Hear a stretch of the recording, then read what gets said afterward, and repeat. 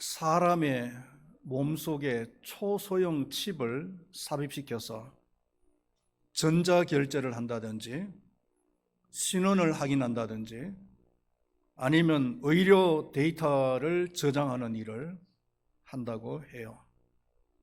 그런 시대가 된 것 같습니다. 이제 우리는 카드를 가지고 다닐 필요도 없고 신분증이나 아니면 면허증 같은 것을 들고 다닐 필요도 없는 그런 시대에 이제 살게 되었습니다. 놀라운 것은 이 칩이 너무나 부피가 작아서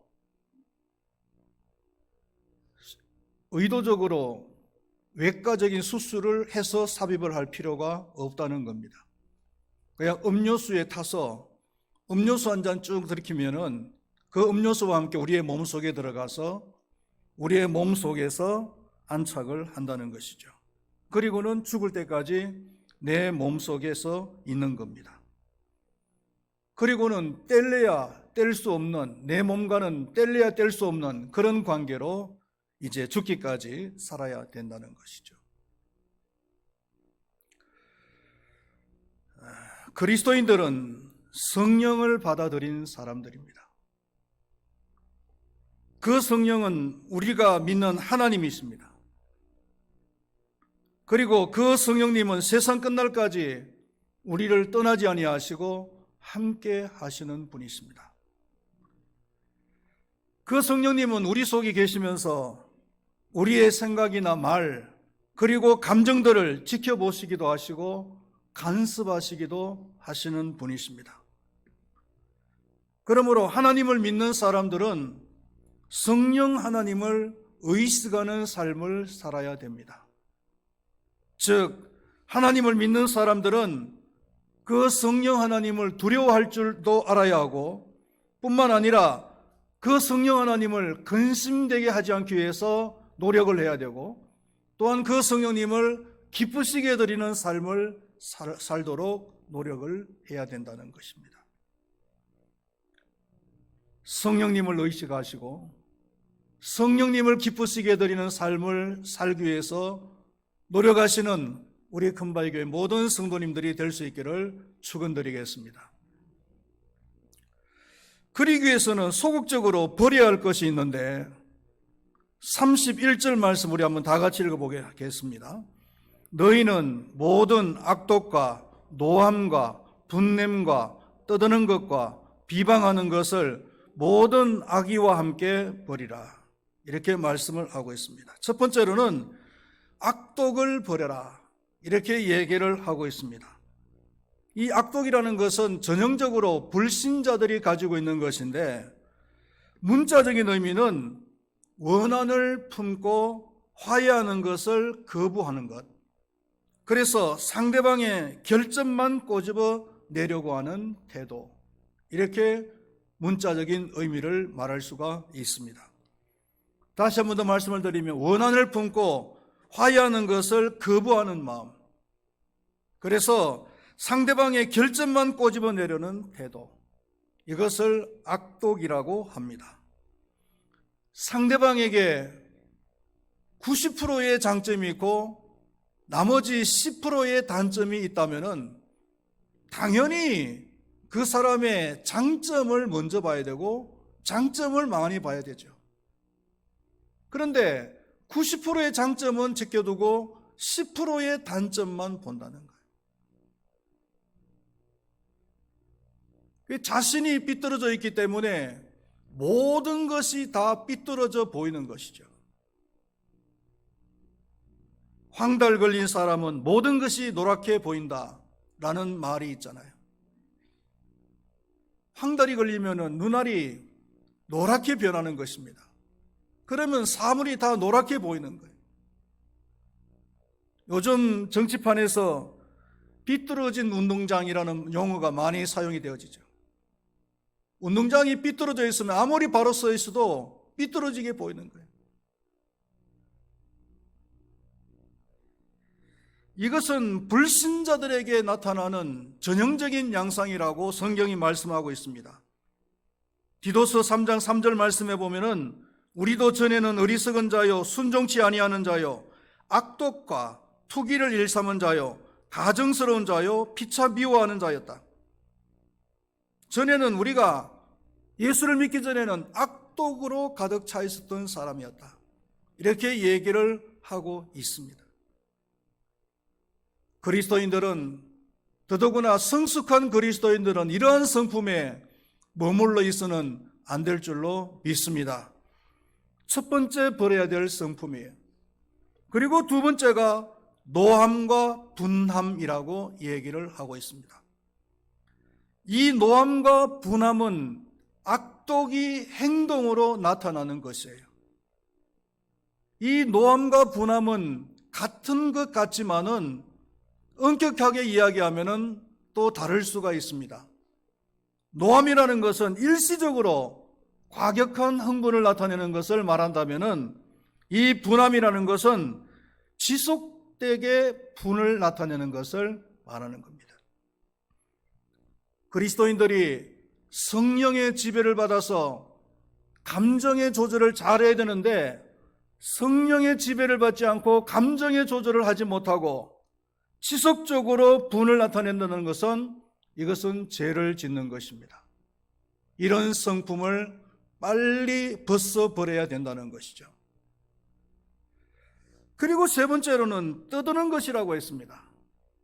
이 떠드는 것은 노함과 분냄의 연장선상에 있는 것이라고 말을 할 수가 있어요. 감정이 격한 상태에서 소리를 지르는 것을 말하는 겁니다. 대화를 하는 것이 아니라 큰 소리로 상대방의 소리를 제압해 버리는 것을 말하죠. 감정이 너무 격해지면은 상대방이 말하는 것을 용납을 안 하는 겁니다. 자신의 흥분된 감정을 표출함으로써 상대방을 제압을 해버려요.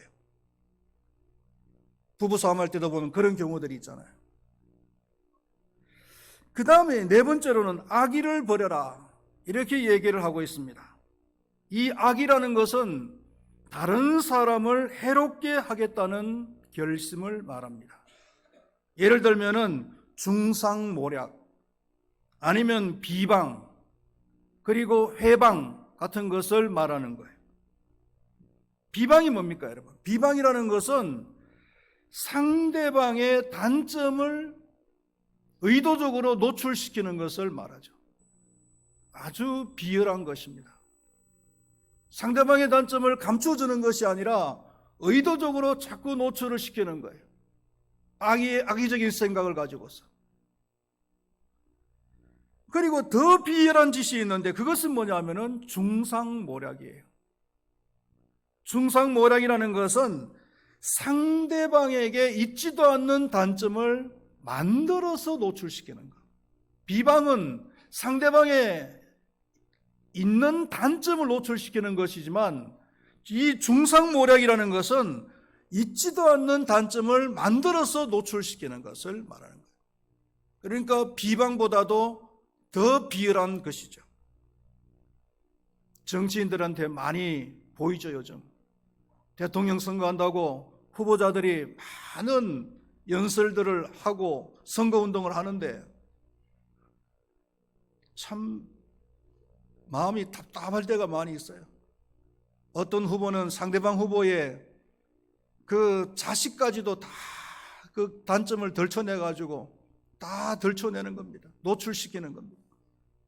그러면 또 가만히 있을 수가 없지 이래가지고 또 당하는 쪽에서는 또 상대방의 후보의 그 아내의 그 문제까지 다 덜쳐내가지고 뭐 고졸이니 뭐 노동자 출신이니 하면서 그런 결점들을 다 그냥 노출시키는 거예요.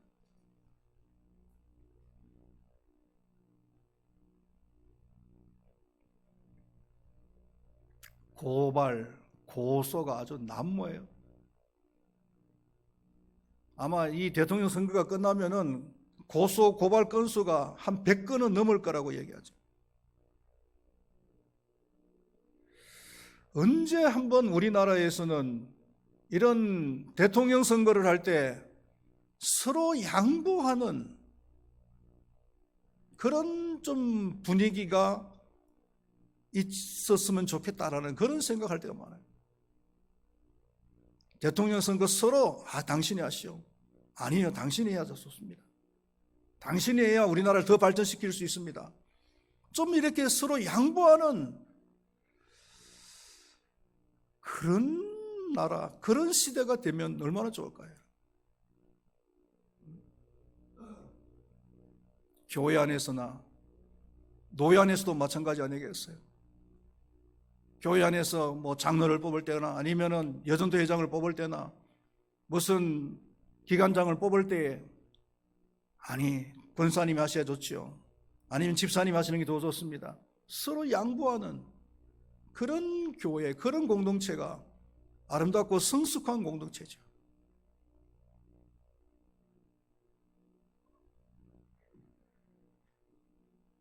이런 악의를 벗어버려야 성숙한 그리스도인들이 될 수가 있습니다.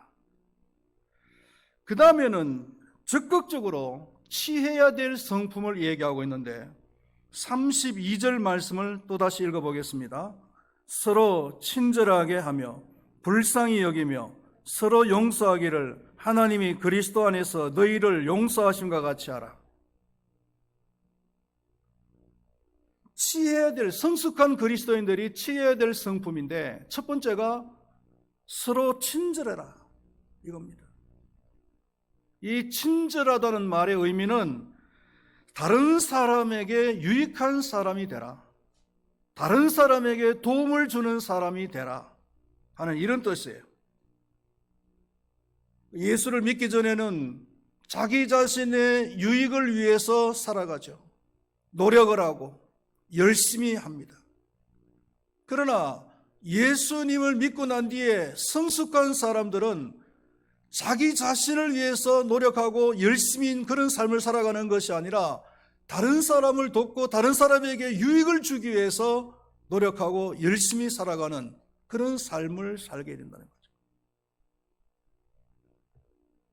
최근에 소개한 애터미 회사의 박한길 사장 같은 분들, 가수 시연이라고 하는 사람,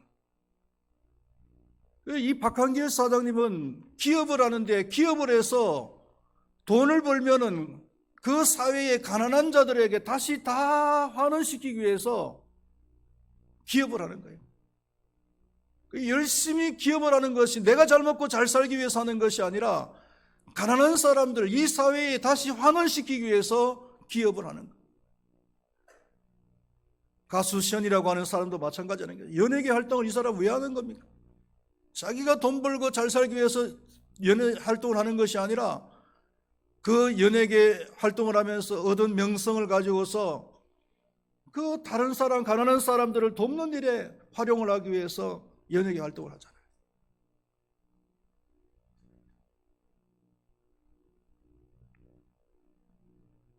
처음부터 온전히 이런 삶을 살 수는 없지만 우리가 예수를 믿고 난 이후에 점점 이러한 모습으로 변화되어져 가야 되고 성숙되어져 가야 될 줄로 믿습니다.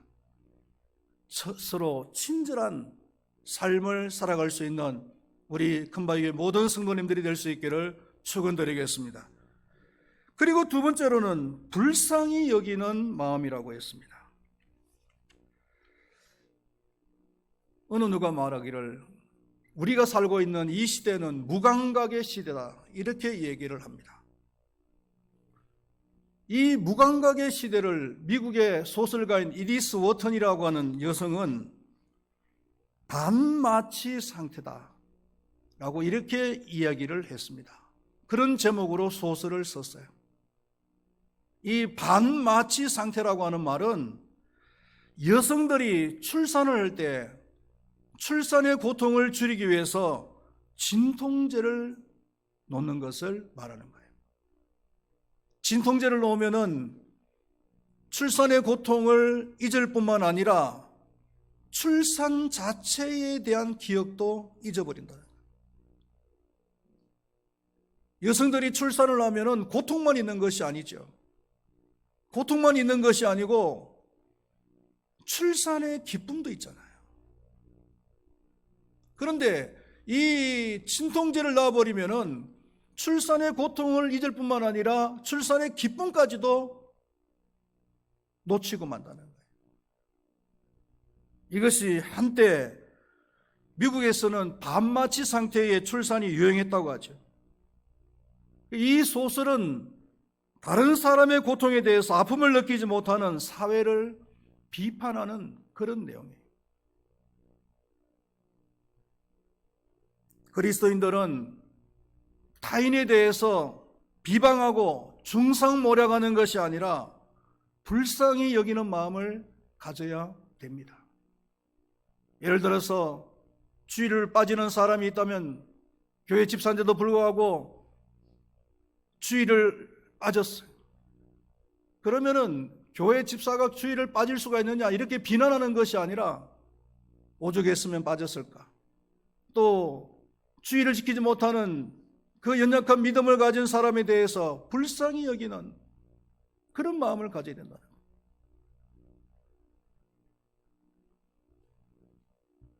로마서 12장 15절 말씀에 즐거워하는 자들과 함께 즐거워하고 우는 자들과 함께 울라 이렇게 말씀을 하고 있습니다. 또 베드로전서 3장 8절에서는 마지막으로 말하노니 너희가 다 마음을 같이하여 동정하며 형제를 사랑하며 불쌍히 여기며 겸손하며 불쌍히 여기라고 말씀하고 있죠. 베드로가 당시 소아시아 성도들에게 교훈을 하는 가운데서 결론적으로 하는 말이 형제를 불쌍히 여기라 이거예요. 사람과 사람 사이에 서로 불쌍히 여기는 이 마음을 가진다면요 싸울 일이 없을 거예요. 부부간에도 마찬가지 아니겠어요? 부부간에도 남편이 아내를, 아내가 남편을 불쌍히 여기는 그런 마음을 가지고 있다면은 부부 싸움은 절대로 안 해요. 저희들도 신혼 때 생각해 보면은 참 본의 아니게 싸운 적이 참 많이 있었는데요. 신혼 때에 신학대학은 공부를 하고 있었죠. 단독 목회를 하고 있었죠. 아이 2명을 키우고 있었죠. 그러니까 단독 목회 하나만 해도 힘든데 또 신학대학원에 공부까지도 하고 있었잖아요. 그때는 또 신학대학원에서 얼마나 공부를 많이 시키는지 눈코 뜰 새가 없는 거예요. 단독 목회를 하면서 신학 공부를 한다는 것이 눈코 뜰 새가 없어요. 그러니까 아이를 돌볼 틈이 없죠. 근데 또 아내는 그런 단독 목회를 하면서 아이 둘이를 또 키워야 되는 거예요. 아이 둘이를 키우는 것이 얼마나 힘든 일이라는 것을 요즘이야 저는 좀 느끼겠어요. 그때는 뭐 몰랐어요. 그러니까 아이를 둘이를 키우다 보면은 일주일 내내 힘들지요. 그러다가 이제 토요일 날 되면은 남편이 얼굴이 보이는 겁니다. 그러면 남편이 좀 아이를 키우는 데 도와줬으면 좋겠는데 그 남편이 토요일만 되면 또 제일 바빠. 주일을 준비해야 되기 때문에 토요일 날이 또 제일 바쁜 날이잖아요.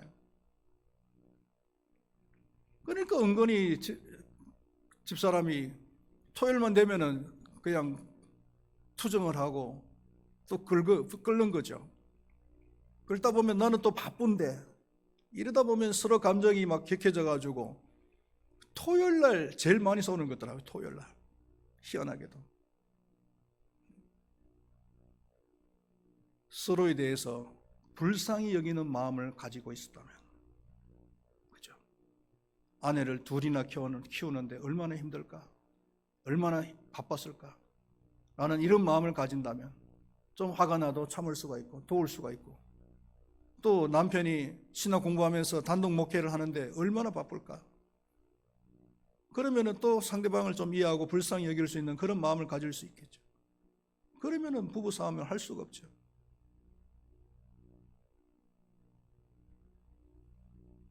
사람과 사람과의 이 관계십의 키는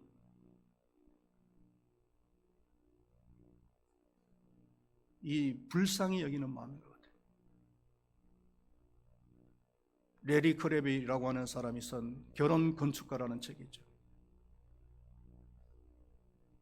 그 결혼 건축가의 책의 핵심이 그거 같아요. 부부가 서로에 대한 불쌍히 여는 마음을 가지라. 그 관계십의 키인 것 같아요. 부부뿐만 아닙니다. 성도와 성도 사이에, 목사와 성도 사이에 서로 불쌍히 여기는 마음을 가진다. 그 관계는 성공할 수가 있겠죠.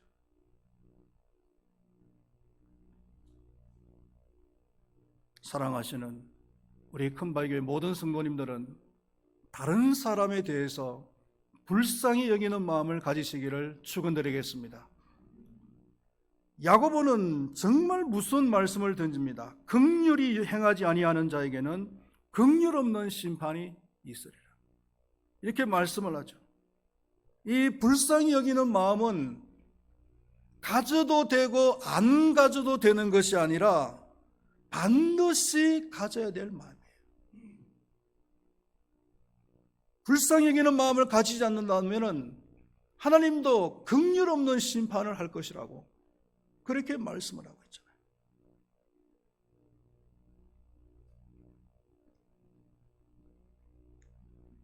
불쌍히 여기는 마음, 긍휼의 마음을 가질 수 있기를 축원드리겠습니다. 그리고 마지막으로 용서하라 이렇게 말씀을 하고 있죠. 이 용서는 사람의 용서가 아니에요. 하나님의 용서를 말합니다. 서로 용서하기를 하나님이 그리스도 안에서 너희를 용서하심 같이 하라. 하나님이 너희를 용서한 것 같이 용서하라는 거예요. 그러니까 이것은 사람의 용서를 말하는 것이 아니고 하나님의 용서를 말하는 겁니다. 우리 그리스도인들은 하나님의 용서를 해야 될 줄로 믿습니다. 사람의 용서는 어떻습니까, 여러분? 사람의 용서는 1대1이에요. 1대1. 내가 한번 용서해주면 상대방이 나한테 한번 용서해주면 나도 상대방이 한번 용서해주고, 상대방이 나한테 밥 한번 사면 나도 한번 밥 사주고, 상대방이 내한테 한번 밥을 샀는데 내가 밥을 2번 밥을 사면은 이게 뭐지? 아니 이런 생각이 들지요. 아니면은 3번까지 용서를 하는 거예요. 이 세상에는 3번까지 용서할 마음을 가진 사람이 있어요. 3세판이라고 그러잖아요. 3세판. 탁구를 쳐도 서리마까지 하죠. 서리마. 3번까지 실수는 봐주는 거예요.